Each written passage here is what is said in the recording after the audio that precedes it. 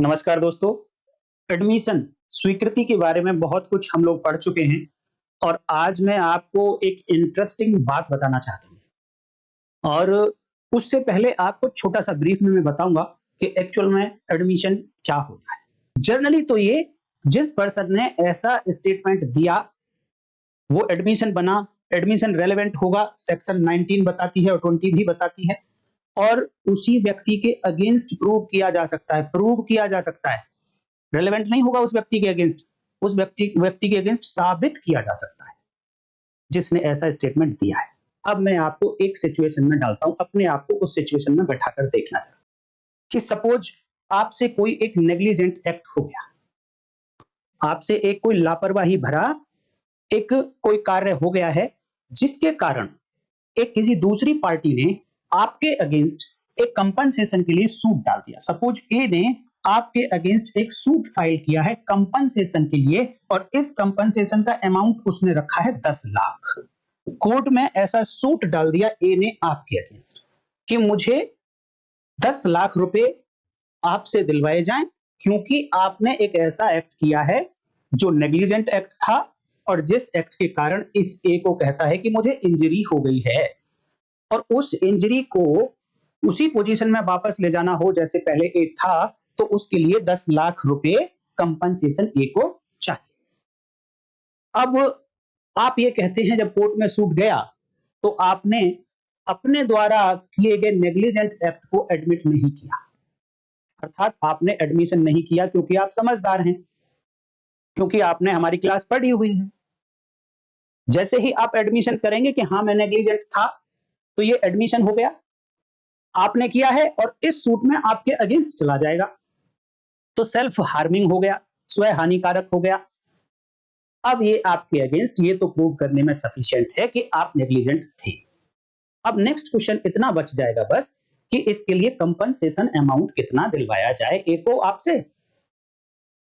तो ये है एक्चुअल की स्थिति कोर्ट की, लेकिन आपने एडमिट नहीं किया। आपने हर बार यही बोला अपने रिटन स्टेटमेंट में कि मैं नेग्लिजेंट नहीं था, इवन नेग्लिजेंट ए था, इसी के अपने नेग्लिजेंट एक्ट के कारण ए को इंजरी हुई है और इसने जो मुझे कंपनसेशन के लिए सूट डाला है ये मेंटेनेबल नहीं है, इसमें कोई डिग्री ना की जाए। अब यहां पर क्या होता है कि मान लो आर्बिट्रेशन के लिए, मीडिएशन के लिए कोर्ट ने रेफर कर दिया आप दोनों पार्टीज को। कोर्ट ने कहा कि आप दोनों आउट ऑफ कोर्ट ना एक काम करिए, आप अपना सेटल कर लीजिए इस केस को।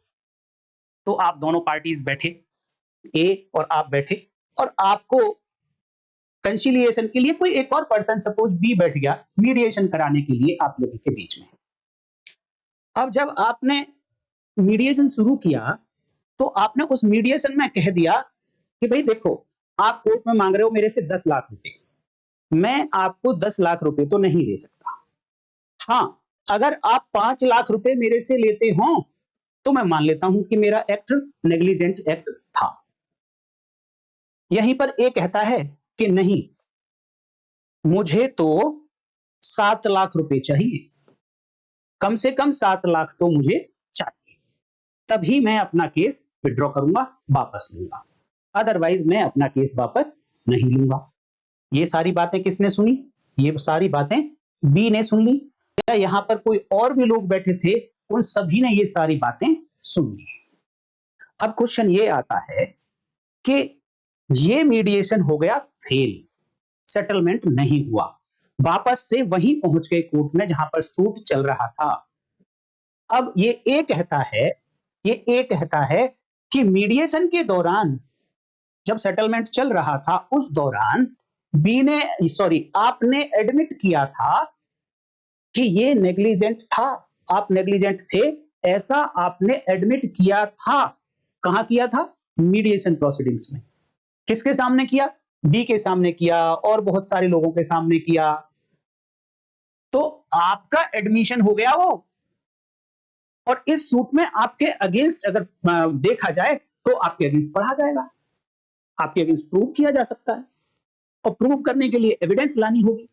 एविडेंस के लिए या तो विटनेस आ जाए, ओरल विटनेस अपनी ओरल एविडेंस दे दे, या कहीं मान लो यही बातें आपने लिखित में एक्सचेंज कर ली हो एक दूसरे से तो वो रिटन स्टेटमेंट आ जाए। तो आपके अगेंस्ट तो प्रूव हो जाएगा, तो आपके अगेंस्ट तो डिक्री बहुत आसानी से हो जाएगी। एक को तो 10 लाख रुपए हो सकता है कि कोर्ट से मिल जाए। तो ऐसी सिचुएशन में आपको क्या करना चाहिए, इसके रिगार्डिंग लॉ क्या कहता है। ये तो हुआ सिविल मैटर की मामले में बात। सिमिलरली कुछ ऑफेंसेस होते हैं कंपाउंडेबल। कंपाउंडेबल दो तरीके के होते हैं कि out of court, without permission of court आप ऑफेंसेस कंपाउंड कर लो दोनों पार्टीज बैठकर। ऑफेंसेस की जब बात करता हूं तो मैं क्रिमिनल ऑफेंस की बात कर रहा हूं, आपराधिक मामलों की बात कर रहा हूं। और कुछ ऑफेंसेस होते हैं जो कोर्ट की परमिशन से ही कंपाउंड हो सकते हैं। कंपाउंड का मतलब कि दोनों पार्टी एक दूसरे के पास बैठें और अपना सच्चाई बता दें, तो हो सकता है कि जिसके साथ अपराध हुआ वो अपराधी को माफ कर दे, कह दे कि ठीक है मैंने आपको क्षमा कर दिया, आप मुझे इतना कंपनसेशन दे दो या इतना अमाउंट मुझे सेटलमेंट का दे दीजिए। तो इस कंपाउंडिंग वाले मामले में एक्यूज ने कुछ ना कुछ एडमिट कर लिया, वो उसका एडमिशन हो गया, इस केस में इसके अगेंस्ट जा सकता है। तो जिसने एडमिशन किया उसी के अगेंस्ट तो आसानी से प्रूव किया जा सकता है। सेक्शन 19 भारतीय साक्ष्य अधिनियम कहती है रेलेवेंट भी है और प्रूव भी किया जा सकता है। तो ऐसे मामले में कानून क्या कहता है।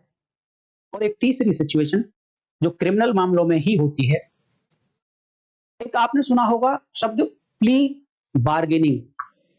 प्ली बार्गेनिंग, अगर इसको हिंदी में बार्गेनिंग को आपने देखा हो तो सौदेबाजी बोलते हैं इसको, घटा लो कम कर लो, एक पार्टी कहती नहीं थोड़ा बढ़ाओ, दूसरी पार्टी कहती नहीं थोड़ा घटाओ। तो यहां पर जो बार्गेनिंग होती है सौदेबाजी होती है। सौदेबाजी इस क्रिमिनल मामले में किस पॉइंट पर हो सकती है, सजा पर। वो एक्यूज प्ली बार्गेनिंग की एक एप्लीकेशन लगा सकता है।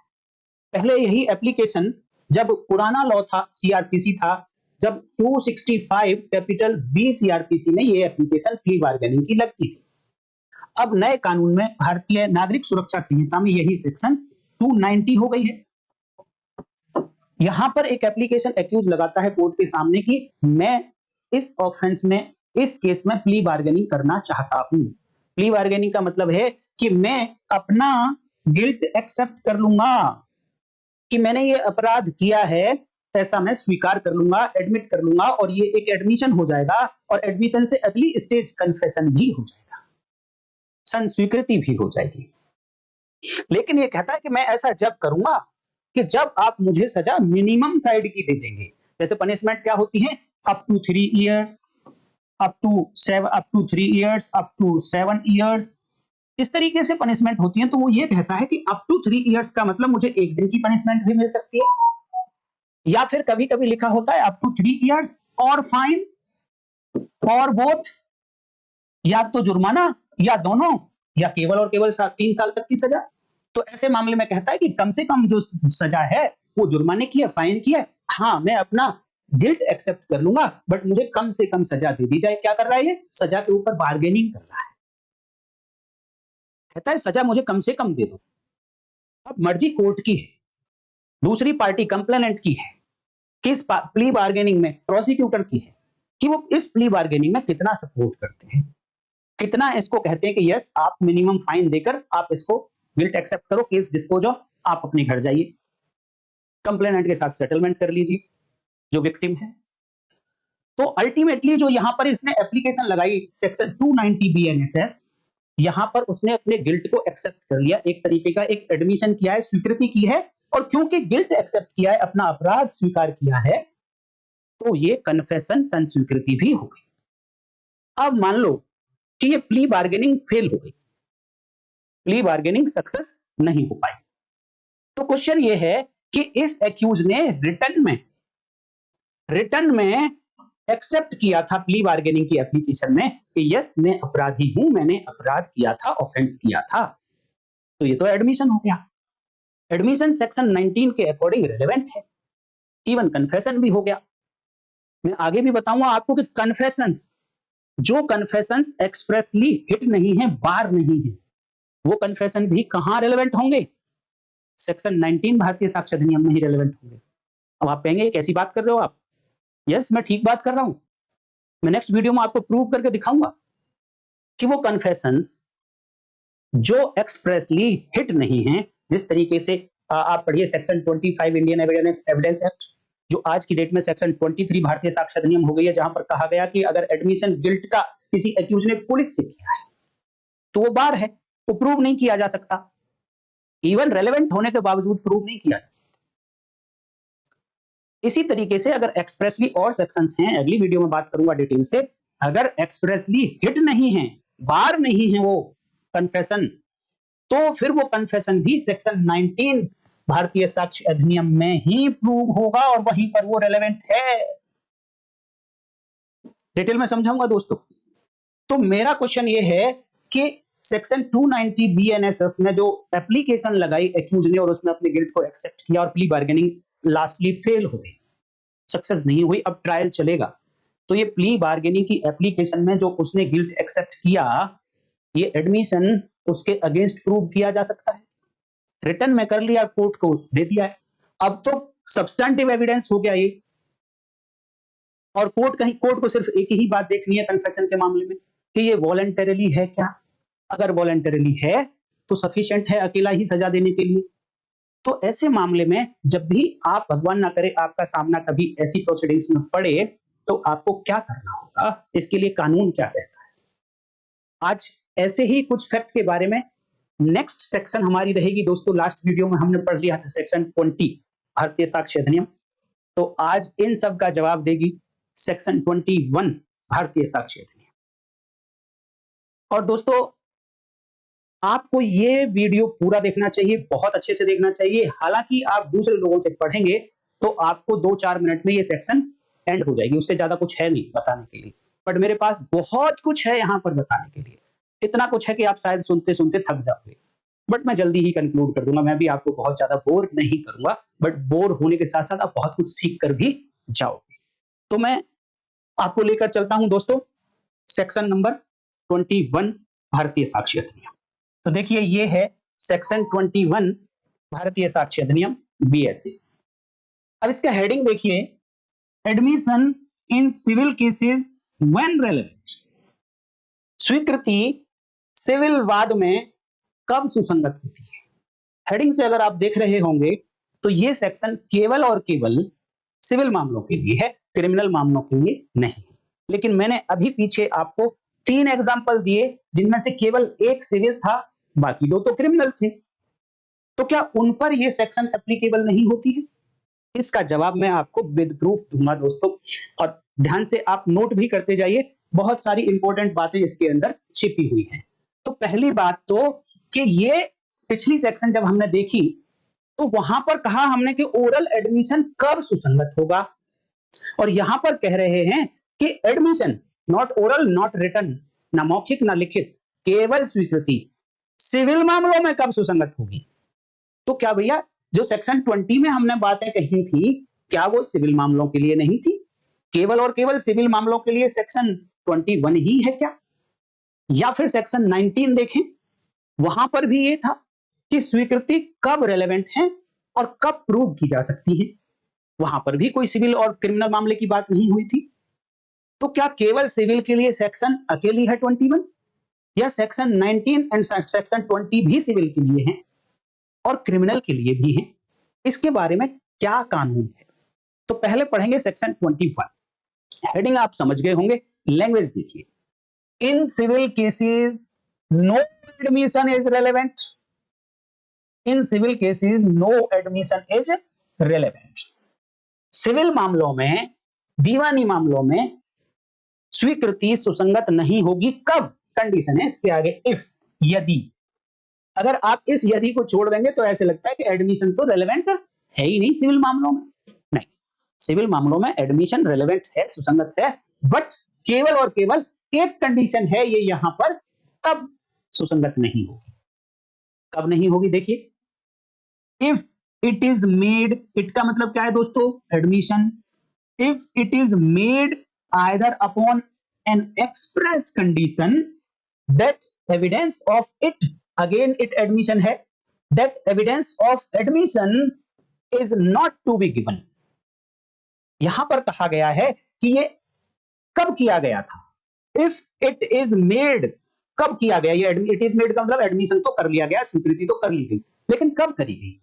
कि अपॉन एक्सप्रेस कंडीशन, एक्सप्रेस का मतलब अभिव्यक्त रूप से, अभिव्यक्त रूप से मतलब मैंने सेक्शन 187 इंडियन कॉन्ट्रैक्ट एक्ट के बारे में आपको बताया था एक वीडियो में, वहां पर था कि अगर मुंह से बोले गए शब्द या लिखे गए शब्दों से ये एक्सप्रेस कर दिया था, ये बता दिया गया था पहले ही, और एक कंडीशन लगा दी गई थी कि ऐसे एडमिशन के लिए साक्ष्य नहीं दिया जाएगा। जिस पार्टी ने एडमिशन किया एक्सप्रेसली अभिव्यक्त रूप से उसने कंडीशन लगा दी थी कि इस एडमिशन को मैं कर तो रहा हूं लेकिन इसके लिए साक्ष्य नहीं दिया जाएगा। साक्ष्य का मतलब क्या होता है? एविडेंस जब हमने पढ़ी सेक्शन 2 सबसेक्शन 1 और उसकी क्लॉज ई भारतीय साक्ष्य थी, वहां पर दो टाइप की एविडेंस, ओरल एविडेंस, मौखिक साक्ष्य, यानी सभी स्टेटमेंट जब किसी विटनेस ने कोर्ट की परमिशन से, कोर्ट की रिक्वायरमेंट से कोर्ट में आकर दिए तो वो सभी स्टेटमेंट ओरल एविडेंस, मौखिक साक्ष्य।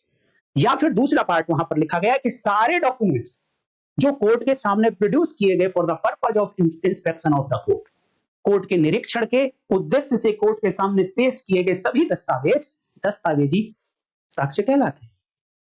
तो इस सेक्शन में यह कहा गया है कि एडमिशन तो किया गया था लेकिन एक शर्त पर किया गया था, और वो शर्त भी एक्सप्रेस थी, अभिव्यक्त थी कि ऐसे एडमिशन के लिए ना तो आप ओरल ना ही डॉक्यूमेंट्री कोई एविडेंस कोर्ट में नहीं देंगे। यहां पर देखिए कोर्ट वर्ड नहीं लिखा है लेकिन एविडेंस अपने आप में कोर्ट वर्ड यूज कर देता है। एविडेंस की जब डेफिनेशन पढ़ेंगे, स्टेटमेंट भी कोर्ट के सामने और डॉक्यूमेंट भी प्रोड्यूस हुआ कोर्ट के सामने, तो इट मींस जब जब एविडेंस की बात आएगी तो कोर्ट यहां पर शामिल है।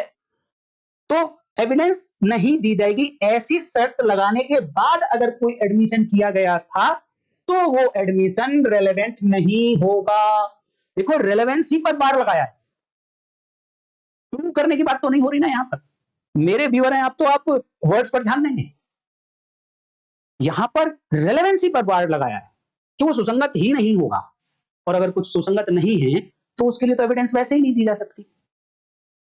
इसलिए अगर कानून चाहता है कि इस बात के लिए कोर्ट में एविडेंस ना आए तो उसको क्या कर दे, वो इररिलेवेंट बना दे, डिक्लेयर कर दे कि इररिलेवेंट नहीं है, तो एविडेंस अपने आप ही नहीं आएगी। हां, अगर डिक्लेयर कर दिया कि ये फैक्ट रिलेवेंट है, देन अभी ऑप्शन बाकी हैं कानून के पास कि वो फर्दर कहीं ये कह सकता है कि इसके लिए एविडेंस आ सकती है या इसके लिए एविडेंस नहीं आ सकती है, इसको प्रूव किया जा सकता है या इसको प्रूव नहीं किया जा सकता है। दोनों ऑप्शन ओपन रह जाते हैं, बट जैसे ही कानून ने कह दिया कि ये रिलेवेंट नहीं है तो आगे का ऑप्शन क्लोज, इसके लिए कोई एविडेंस नहीं दी जा सकती। तो अगर इस कंडीशन लगाकर, ये कंडीशन लगाकर कि अब मैं जो एडमिशन करने जा रहा हूं इसके रिगार्डिंग आप एविडेंस नहीं देंगे, दूसरी पार्टी को कह रहे हैं क्योंकि ये मेरे अगेंस्ट जाता है, आप प्रूव कर सकते हैं अगर मैंने एडमिशन कर लिया तो, लेकिन आप एडमिशन एविडेंस नहीं देंगे कोर्ट में तो मैं एडमिशन करता हूं, यस मैं नेग्लिजेंट था लेकिन 5 लाख रुपए दूंगा, 10 नहीं दूंगा। तो ये जो एडमिशन पहली कंडीशन में मैंने बताया था कि मीडिएशन के दौरान आपने एडमिशन कर लिया कि आप नेग्लिजेंट थे, then this section bars such admission. क्यों? क्योंकि उन्होंने कह दिया कि ये रेलेवेंट ही नहीं है। प्रूव करना तो बहुत दूर की बात, ये रेलेवेंट ही नहीं है, क्योंकि सेक्शन 3 भारतीय साक्ष्य अधिनियम corresponding to section 5 Indian evidence act कहती है कि एविडेंस किसके रिगार्डिंग दी जा सकती है, दो बातों, आइदर फैक्ट इन इशू और रेलेवेंट फैक्ट। अगर फैक्ट इन इशू भी नहीं है और वो रेलेवेंट फैक्ट भी नहीं है कोई फैक्ट, तो उसके लिए तो एविडेंस दी ही नहीं जा सकती। तो यहां पर जो एडमिशन किया मीडिएशन के दौरान आपने कि आप नेग्लिजेंट तो हैं बट मैं 5 लाख रुपए दे सकता हूं, ये एडमिशन इररिलेवेंट है, रेलेवेंट नहीं होगा। अगर आपने ऐसा बोलकर कहा है तो आपने एक्सप्रेसली कोई भी एडमिशन करने से पहले बोलना है, लेकिन ऐसा कहां हो सकता है? केवल और केवल सिविल केसेस में। आप किसी के सामने ऐसा कह दो कि मैं अपना गिल्ट एडमिट तो कर रहा हूं लेकिन इसके लिए एविडेंस मत देना कोर्ट में, तो मैं गिल्ट एडमिट कर लेता हूं और आगे की कहानी बता देता हूं आपको। ऐसा क्रिमिनल केसेस में नहीं चलेगा। तो मैं और आगे बढ़ता हूं, यहां पर देखिए एक वर्ड यूज हुआ, एक्सप्रेस कंडीशन लगाई थी कि एविडेंस नहीं दी जाएगी। क्या इंप्लाइड कंडीशन नहीं है? तो क्या ऐसा यहां पर बिल्कुल नहीं है कि इंप्लाइड रूप से कोर्ट ये इन्फर कर सके कि कहीं ना कहीं दोनों पार्टीज के बीच में ये एक एग्रीमेंट रहा था कि इस एडमिशन के रिगार्डिंग एविडेंस नहीं दी जाएगी? तो इंप्लाइडली नहीं है क्या? दोस्तों इंप्लाइडली वर्ड यूज नहीं हुआ, लेकिन इंप्लाइडली इन्फर करने के लिए कंडक्ट से, कंडक्ट जो हुआ है प्रोसीडिंग्स में, उससे कोर्ट इन्फर कर सकती है कि हाँ इन दोनों के बीच में एक्सप्रेस कंडीशन तो नहीं है नॉट डिस्क्लोजर की, बट हाँ कहीं ना कहीं इन दोनों के बीच में ये रहा था कि ये एडमिशन प्रोसीडिंग्स में यूज नहीं किया जाएगा। तो यहां से आगे का पार्ट देखिए, और ये कंडीशन बता रहे हैं if it is made, either लिखा है ना, either upon this and this और under circumstances from which the court can infer that the parties agreed together that evidence of it should not be given. यहां से यहां तक का जो पार्ट है ये इंप्लाइडली ही है। कोर्ट ने सर्कमस्टांसेस को एग्जामिन किया, परिस्थितियों का परीक्षण किया, और ऐसा लगा कोर्ट को कि हाँ कहीं ना कहीं दोनों के बीच में एक इस टाइप का एग्रीमेंट था कि ये जो एडमिशन किया गया है ये केवल इसी कारण किया गया है कि इसकी एविडेंस कोर्ट में नहीं दी जाएगी, तभी पार्टी ने कोई एडमिशन किया है। परिस्थितियों से अगर कोर्ट को ऐसा महसूस होता है तब भी ऐसे एडमिशन के लिए कोर्ट में एविडेंस नहीं दी जाएगी, ये कहती है सेक्शन 21। यहां पर एक एक्सप्लेनेशन दिया गया है, स्पष्टीकरण। स्पष्टीकरण कहता है nothing in this section. Nothing in this section का मतलब है कि इस सेक्शन का एक्सेप्शन है, अपवाद है। इस सेक्शन में, इस धारा में कुछ भी बात shall not be taken to exempt any advocate from giving evidence of any matter of which he may be compelled to give evidence under section 132। तो ये 132 भारतीय साक्ष्य अधिनियम क्या कहती है? प्रोफेशनल कम्युनिकेशंस के रिगार्डिंग एविडेंस नहीं दी जाएगी।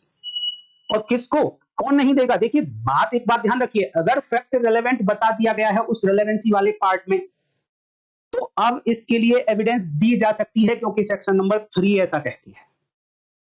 बट कुछ पार्टीज को एग्जम्प्ट कर दिया गया है कि आप मत देना इन फैक्ट्स की एविडेंस, जैसे कि हस्बैंड एंड वाइफ के बीच का कम्युनिकेशन, 128 भारतीय साक्ष्य अधिनियम, इसके लिए कहा कि केवल हस्बैंड ना दे और केवल वाइफ ना दे। हस्बैंड एंड वाइफ को एग्जम्प्ट किया है कि आपको कंपेल नहीं करेंगे ऐसे कम्युनिकेशन को प्रूव करने के लिए, कहीं और से प्रूव कर लेंगे हम, बट आप लोगों को कंपेल नहीं करेंगे, लॉ ऐसा कहता है। इसी तरीके से सेक्शन 132 प्रोफेशनल कम्युनिकेशन, यहां पर कहा गया कि एक एडवोकेट को कंपेल नहीं किया जाएगा। कौन से कम्युनिकेशंस को डिस्क्लोज करने के लिए? जब एक क्लाइंट एक एडवोकेट साहब के पास आया और उसने अपनी इच्छा जाहिर की कि आप साहब मेरे केस को लड़िए, इसके बाद से जब वो एंगेज करने का प्रोसेस चल रहा है, इस बीच में अगर क्लाइंट ने, एक्यूज ने कुछ भी एडमिट कर लिया या किसी पार्टी ने कुछ भी एडमिट कर लिया है, तो ऐसे फैक्ट को, ऐसे एडमिशन को डिस्क्लोज करने के लिए एडवोकेट को कंपेल नहीं किया जाएगा। लेकिन कुछ कंडीशंस हैं केवल, कि जब एंगेज करने का कोर्स चल रहा था, जो एंगेज करने की प्रोसीडिंग्स की केवल उस दौरान किया था, और प्रोफेशनल वे में ही किया था, एडवोकेट के रूप में ही आप वो बातें कर रहे थे उससे, और वो क्लाइंट की फॉर्म में आपसे बात कर रहा था। कुछ कंडीशंस हैं कि अगर मान लो आपने किसी इलीगल एक्ट को करने के लिए कोई कम्युनिकेशन किया है, तो उसके लिए आपको छूट नहीं है कि कंपेल नहीं किया जा सकता, उसके लिए कंपेल किया जा सकता है। वही कह रहा है कि nothing in this section shall be taken to exempt any advocate from giving evidence of any matter which he may be compelled। इसी सेक्शन में बताया गया कि कुछ बातों के लिए कंपेल नहीं किया जाएगा, और जो बच गई हैं बातें या एक्सप्रेसली वहां पर मेंशन की गई हैं, उनके लिए कंपेल किया जा सकता है। किसको? एडवोकेट। किसी, देखिए जो बातें बच गई जिसमें कंपेल नहीं किया जा सकता एडवोकेट को, उनमें केवल एडवोकेट को एग्जम्पशन है उस फैक्ट को प्रूव करने के लिए, एविडेंस देने के लिए, किसी और को नहीं है। कानून कहता है हम कहीं और से प्रूव कर लेंगे, आपको कंपेल नहीं करेंगे वकील साहब। लेकिन ये सेक्शन कहती है कि अगर वहां पर कंपेल किया जा सकता है 132 में, तो फिर इस सेक्शन का आप फायदा नहीं ले पाएंगे। तो यहां तक तो हुई सिविल मैटर की बातें। अब मैं बात करता हूं, 2 एग्जांपल मैंने दिए थे आपको क्रिमिनल मैटर के। देखिए इसी सेक्शन को कहा जाता है स्टेटमेंट विदाउट प्रिजुडिस,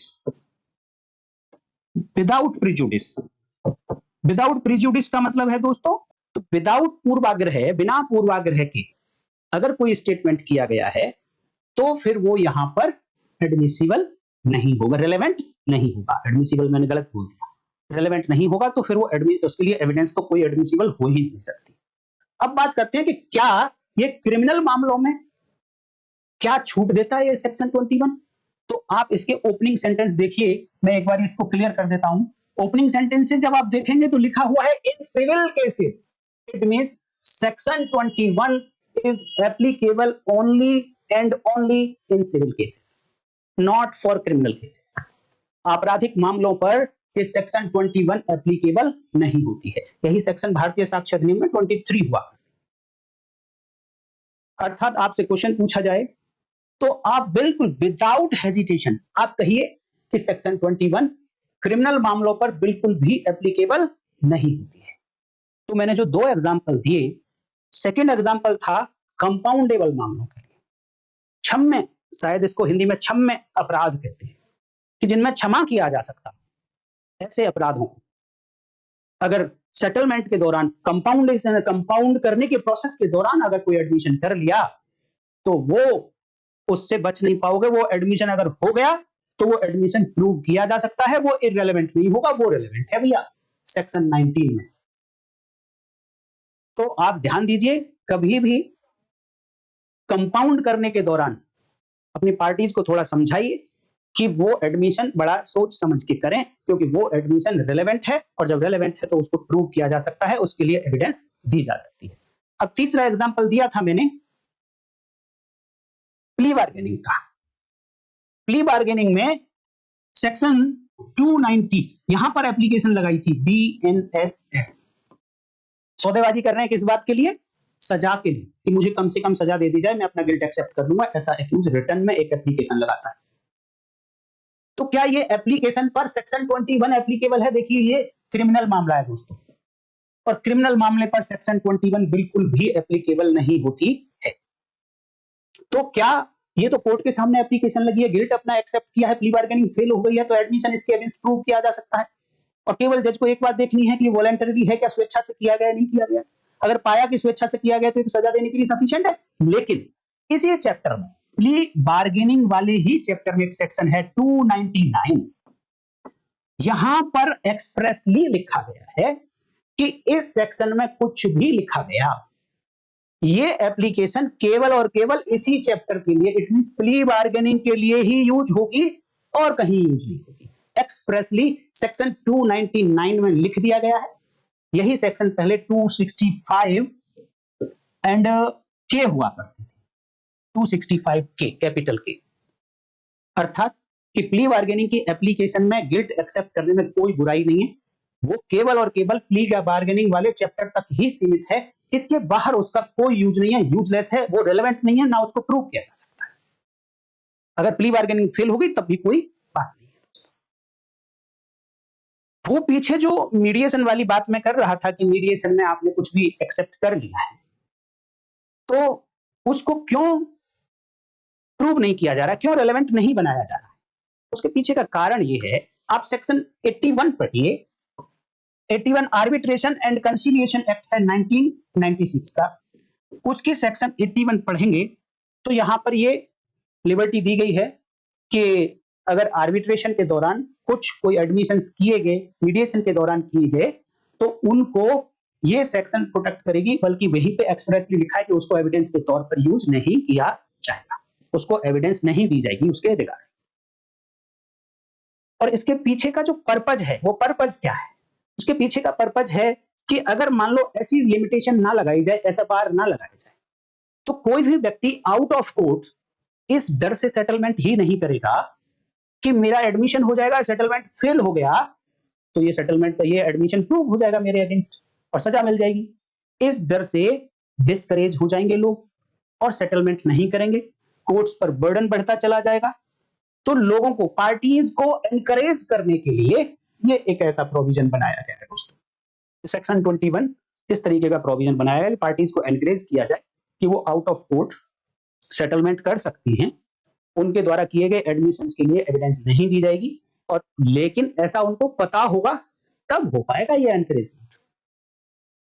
अर्थात आप लोगों को अवेयर होना चाहिए कि आपके क्या राइट्स हैं और क्या कितना आप कर सकते हैं, कितना नहीं कर सकते। तो 3 एग्जांपल में से जो बीच का एग्जांपल कंपाउंडेबल वाला था, ऑफेंस को कंपाउंड करने की प्रोसीडिंग में अगर कोई एडमिशन किया था, तो केवल और केवल वही एडमिशन प्रूव हो सकता है। एट मींस क्रिमिनल मामलों में हो सकता है एक्सेप्ट प्ली बार्गेनिंग।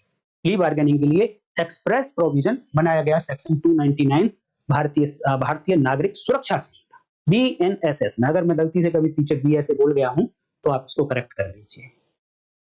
तो दोस्तों मैं उम्मीद करता हूं कि सेक्शन 21 आपको समझ आ गई होगी। और जैसा कि 3 लाइन यहां पर दिखाई दे रही हैं आपको, ये 3 लाइन नहीं है, ये बहुत कुछ भंडार लिए हुए हैं। और भी अगर चाहते हो तो मैं बोल सकता हूं इसके ऊपर कि मान लो अभी सूट पड़ा नहीं है दोस्तों, सपोज एक नेग्लिजेंट एक्ट हो गया आपसे।